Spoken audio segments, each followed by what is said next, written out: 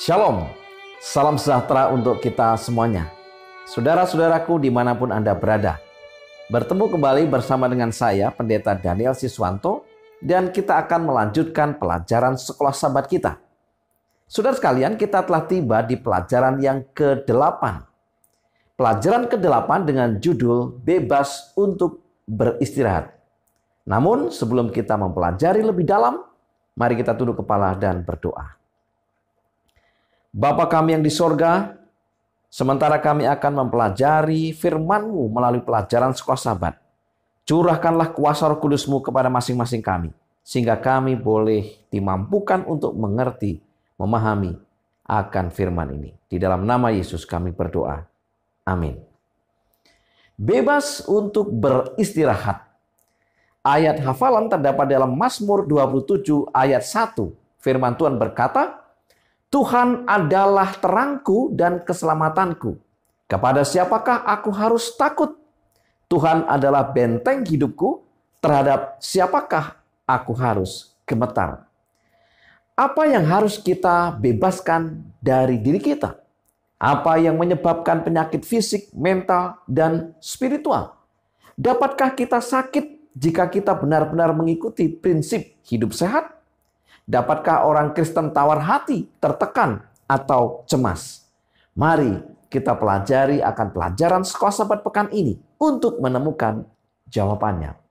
Di pelajaran hari Minggu dengan judul Istirahat yang Mujarab. Saat seseorang sakit secara jasmani atau terbeban berat, kebutuhan akan istirahat terasa sangat diperlukan.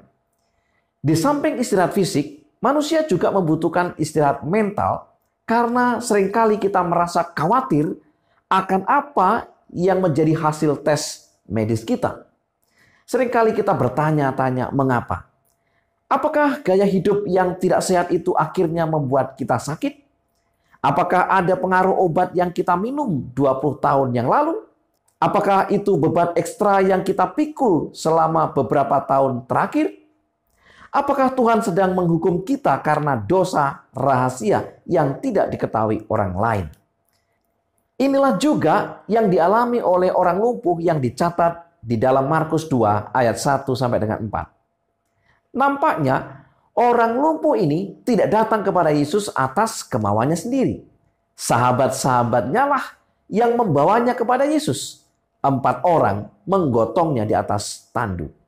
Para sahabat ini bersikukuh ketika mereka tidak dapat mendekati Yesus, sebab kerumunan orang banyak, mereka membuka atap dan menurunkan tilam tempat orang lumpuh itu terbaring. Ellen G. White dalam buku Alpha Omega jilid 5 halaman 280 sampai dengan 284 mengatakan bahwa orang lumpuh ini telah melakukan beberapa hal yang dia tidak dapat banggakan dalam hidupnya. Kehidupannya yang penuh dosa telah menyebabkan penyakit lumpuh terjadi padanya dan tidak ada obatnya. Perlu untuk diperhatikan bahwa sikap menyalahkan si penderita tidak membawa kesembuhan atau keutuhan bagi orang yang sakit. Diperlukan pemahaman terhadap penyebab penyakit dan sikap belas kasihan.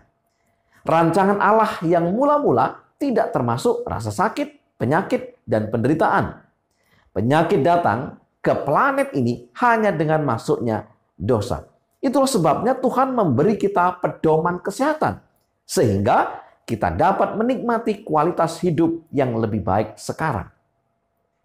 Tetapi selama kita berada di dunia yang berdosa ini, tidak akan ada jaminan kesehatan. Tidak peduli seberapa rajin kita mengikuti prinsip-prinsip kesehatan. Namun itu tidak berarti kita dapat begitu saja mengabaikan prinsip kesehatan itu sendiri. Tetapi selalu ada kabar baik bagi orang yang beriman, yaitu bahwa Allah dapat memberi kita istirahat.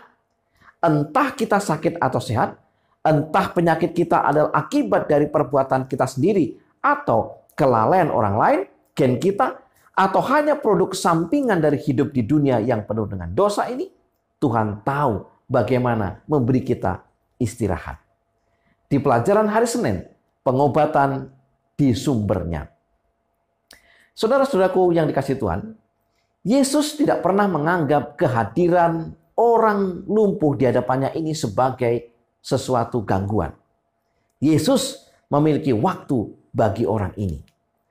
Apa yang Yesus lakukan bagi orang lumpuh yang sudah ada di hadapannya ini? Markus 2 ayat 5 sampai dengan 12. Yesus tidak menyembuhkan lebih dahulu keadaan fisik orang lumpuh tersebut. Sebab Yesus mengetahui kebutuhan utamanya adalah kesembuhan rohani. Karena orang ini telah membawa penyakit atas dirinya sendiri oleh gaya hidup yang berdosa. Yesus mengetahui bahwa kecuali dia menangani penyebab yang mendasari penyakit tersebut, maka orang ini akan segera jatuh sakit lagi. Yesus tidak sekedar menghilangkan gejala untuk menyembuhkan sakit, tapi dia mengetahui akar dari semua penderitaan dan penyakit. Dari situ ia mulai mengobati. Orang lumpuh itu membutuhkan pengampunan dan Yesus menjawab kebutuhan dengan mengatakan, "Hai anakku, dosamu sudah diampuni." Untuk menjawab kegelisahan para ahli Taurat dan untuk menunjukkan kekuatan dan realitas pengampunan, Yesus kemudian menyembuhkan keadaan fisik orang lumpuh tersebut. Pertanyaan berikutnya adalah, apa yang perlu kita pahami tentang penyebab penyakit? Kita hidup dalam satu dunia yang rusak, karena itu penyakit dan kesakitan adalah lazim. Akar penyebab segala penyakit adalah dosa. Ini tidak berarti bahwa semua orang yang jatuh sakit telah melakukan dosa.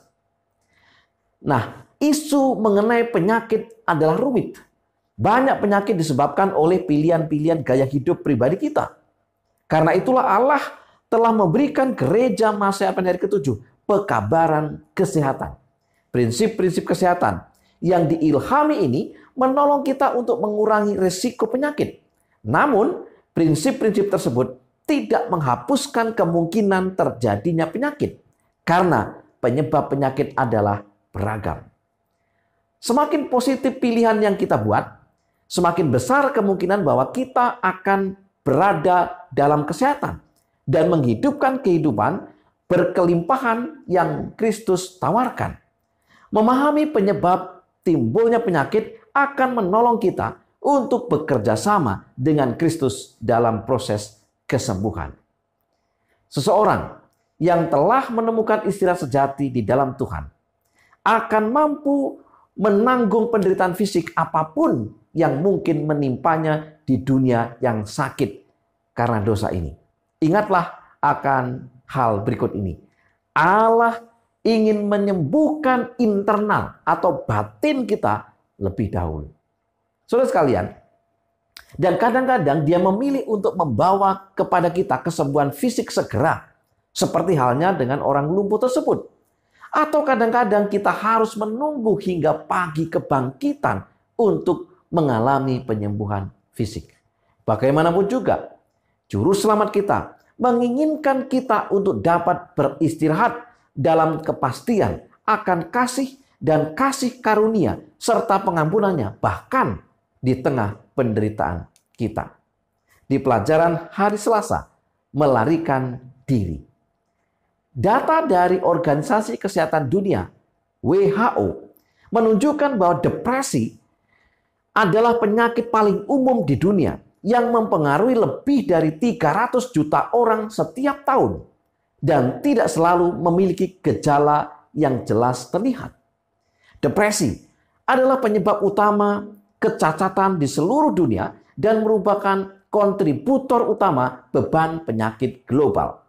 Depresi juga adalah pertanda bahwa ada sesuatu yang salah dengan hubungan kita dengan Tuhan. Bahkan orang-orang Kristen yang setia kadang-kadang dapat bergumul dengan depresi, terutama setelah peristiwa traumatis, dan itu bukanlah tanda kurangnya iman atau kepercayaan kepada Allah. Dalam kitab Mazmur, kita membaca dan melihat rasa sakit, penderitaan, dan kesedihan yang mendalam yang diderita umat Allah yang setia. Depresi terkadang secara perlahan dan diam-diam menguasai kita. Dan kita menyadari bahwa ketika itu memperkuat cengkramannya, Namun kadang-kadang itu menyerang dengan cepat setelah peristiwa emosional atau fisik yang menguras tenaga. Saudara-saudaraku yang dikasihi Tuhan, kita melihat contoh yang dialami oleh Nabi Elia. Di dalam 1 Raja-Raja 18, 1 Raja-Raja 19 ayat 1 sampai dengan 5. Elia adalah seorang yang bertabiat luhur dengan iman tanpa keraguan dalam kuasa Allah. Selama 3,5 tahun kelaparan, dia mempercaya Allah untuk keperluan hidupnya. Dia dibimbing oleh Allah ke air di tepi sungai Kerit. Diberi makan oleh burung-burung gagak. Dan ditopang oleh seorang janda miskin di Sarfat. Imannya teguh. Oleh imannya, dia menantang nabi-nabi Baal di Gunung Karmel. Di sana, ia mengalami kuasa mujizat Allah yang menurunkan api untuk membakar korban persembahan Elia. Elia memerintahkan dan menyaksikan sendiri bagaimana 850 nabi Baal dan Asyera dilenyapkan. Peristiwa seperti ini dapat menjadikan stres traumatis tersendiri bagi yang menyaksikan, terlebih yang terlibat seperti Elia. Saat mendengar ancaman Ratu Yezebel, Elia yang tadinya begitu berani, kini dengan cepat melarikan diri karena ancaman itu. Akhirnya, ia mengalami keletihan, lesu, dan kehabisan tenaga. Dalam situasi seperti ini, orang mudah mengalami depresi. Bagaimana pada umumnya kita mengatasi situasi yang begitu menekan kehidupan kita? Terkadang kita mencoba untuk memenangkan kelelahan emosional kita. Terkadang kita mencoba mencari hubungan, pekerjaan, atau lokasi baru dalam upaya pencarian kita untuk melarikan diri dari masalah. Kadang-kadang kita mencoba mengubur diri kita dalam berbagai kesibukan dengan lebih banyak pekerjaan, lebih banyak tenggat waktu dan janji ketemu. Sementara sebenarnya kita berusaha lebih keras untuk melarikan diri dari suatu yang menguras kegembiraan dan istirahat kita. Sementara banyak orang juga menggunakan obat atau sejenisnya. Semuanya dalam upaya untuk meredakan rasa sakit. Tetapi akhirnya hal-hal ini hanya menutupi gejala. Itu tidak menyelesaikan masalah. Dan seringkali justru itu dapat memperburuk masalah. Saudara-saudaraku yang dikasihi Tuhan, berlari kepada Yesus adalah cara terbaik kita untuk mencari solusi terhadap masalah kita. Di pelajaran hari Rabu, terlalu lelah untuk berlari. 1 Raja-Raja 19 ayat 4. Tetapi ia sendiri masuk ke padang gurun sehari perjalanan jauhnya. Lalu duduk di bawah sebuah pohon arar. Kemudian ia ingin mati, katanya. Cukuplah itu sekarang, ya Tuhan. Ambillah nyawaku, sebab aku ini tidak lebih baik daripada nenek moyangku. Saudara sekalian, Elia sudah terlalu lelah untuk dapat berlari lagi. Sekarang duduk di bawah sebuah pohon dan menyampaikan doa yang singkat. Ini adalah doa putus asa yang sederhana dan singkat serta melihat dirinya apa adanya. Depresi memiliki cara untuk menghisap kita ke dalam pusaran gelap kebencian terhadap diri sendiri. Dan terkadang kita mulai berpikir bahwa kematian adalah satu-satunya jalan keluar. Bagaimana cara Tuhan menangani kekecewaan Elia? 1 Raja-Raja 19 ayat 5 sampai dengan 6. Tuhan tidak menyalahkan ataupun menceramai Elia dengan sebuah khotbah. Tuhan tidak menyuruh Elia untuk memiliki lebih banyak iman atau berdoa lebih banyak. Tuhan yang pengasih itu menyediakan bagi Elia makanan baik yang sehat, air yang menyegarkan, serta istirahat malam yang baik. Kadang hal terbaik yang dapat kita lakukan bagi seorang sahabat yang sedang patah semangat adalah berada di sana untuk menyemangati mereka dan menyediakan kebutuhan mereka. Mengapa Elia mengatakan bahwa dia tidak lebih baik dari nenek moyangnya? ungkapan Elia menunjukkan bahwa dia menyadari bahwa pelariannya yang tergopoh-gopoh telah membajak apa yang bisa menjadi peluang besar untuk reformasi di Israel. Ungkapan Elia juga menunjukkan kesadarannya bahwa dia telah mengecewakan mereka yang membutuhkannya dan dia tidak berdaya untuk melakukan apapun berkaitan dengan itu. Ungkapan ini adalah momen refleksi diri yang menyakitkan karena mengetahui betul sejarah bangsanya dan dia melihat dirinya apa adanya.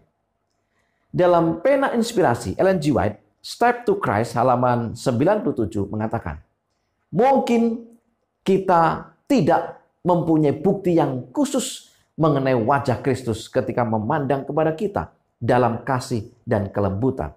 Tetapi memang demikian adanya. Mungkin kita tidak merasakan pegangan tangannya, tetapi tangannya ada di atas kita dalam kasih dan belas kasihan. Tuhan mengetahui dan mengerti bahwa perjalanan itu terlalu jauh untuk kita. Tetapi kadang-kadang dia harus menunggu sampai kita berhenti berlari. Kemudian dia bisa mengintervensi. Mazmur 34 ayat 19. Tuhan itu dekat kepada orang-orang yang patah hati. Dan ia menyelamatkan orang-orang yang remuk jiwanya. Di pelajaran hari Kamis, istirahat dan banyak lagi. Nabi Elia mengalami keletihan setelah ia berlari karena ancaman Isabel.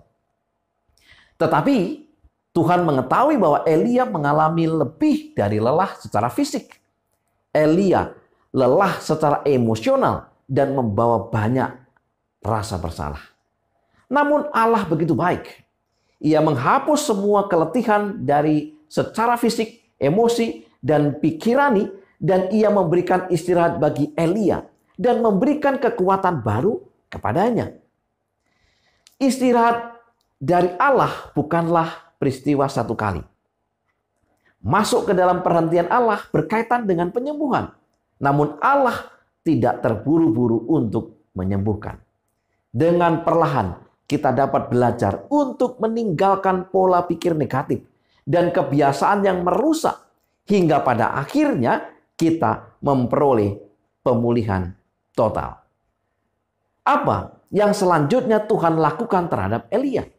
1 Raja-Raja 19 ayat 5 sampai dengan 8, ayat 15 sampai dengan 16, 2 Raja-Raja 2 ayat 11. Allah mengerti bahwa hidup di dunia yang penuh dosa dapat dan akan menyebabkan depresi.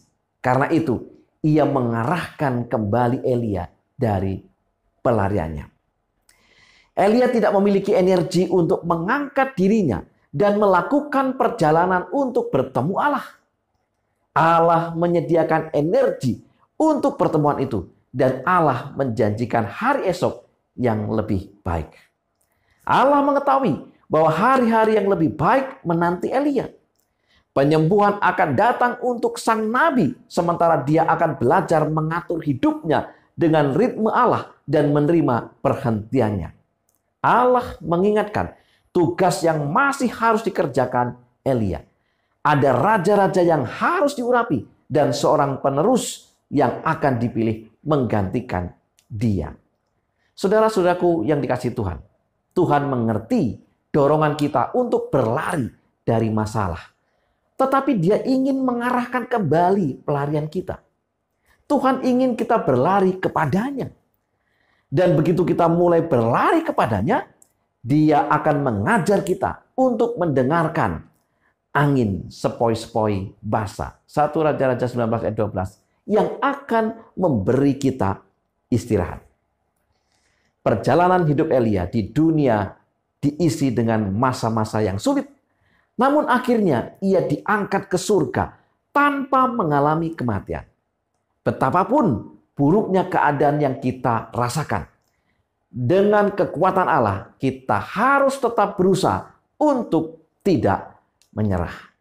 Sebagai kesimpulan pelajaran sekolah sahabat kita. Yang pertama, kabar baik bagi orang yang beriman, yaitu bahwa Allah dapat memberikan kita istirahat. Entah kita sakit atau sehat, entah penyakit kita adalah akibat dari perbuatan kita atau kelalaian orang lain, gen kita, atau hanya produk sampingan dari hidup di dunia yang penuh dengan dosa ini, Allah memberikan kepada kita istirahat yang terbaik. Yang kedua, seseorang yang telah menemukan istirahat sejati di dalam Tuhan akan mampu menanggung penderitaan fisik apapun yang mungkin menimpanya di dunia yang sakit dosa ini. Yang ketiga, berlari kepada Yesus adalah cara terbaik kita untuk mencari solusi terhadap masalah kita. Yang keempat, Tuhan mengetahui dan mengerti bahwa perjalanan itu terlalu jauh dan melelahkan untuk kita. Tetapi kadang-kadang dia harus menunggu sampai kita berhenti berlari, kemudian dia bisa mengintervensi. Yang kelima, Tuhan ingin kita berlari kepadanya. Dan begitu kita mulai berlari kepadanya, dia akan mengajar kita untuk mendengarkan angin sepoi-sepoi basah yang akan memberikan kepada kita istirahat. Saudara-saudaraku yang dikasihi Tuhan, inilah pelajaran sekolah yang bisa kita pelajari. Biarlah kita akan semakin diteguhkan dengan pelajaran ini. Dan untuk mengakhiri akan pelajaran sekolah ini, mari kita kembali tunduk kepala dan berdoa. Bapa kami yang di sorga, terima kasih untuk kasih dan kemurahan.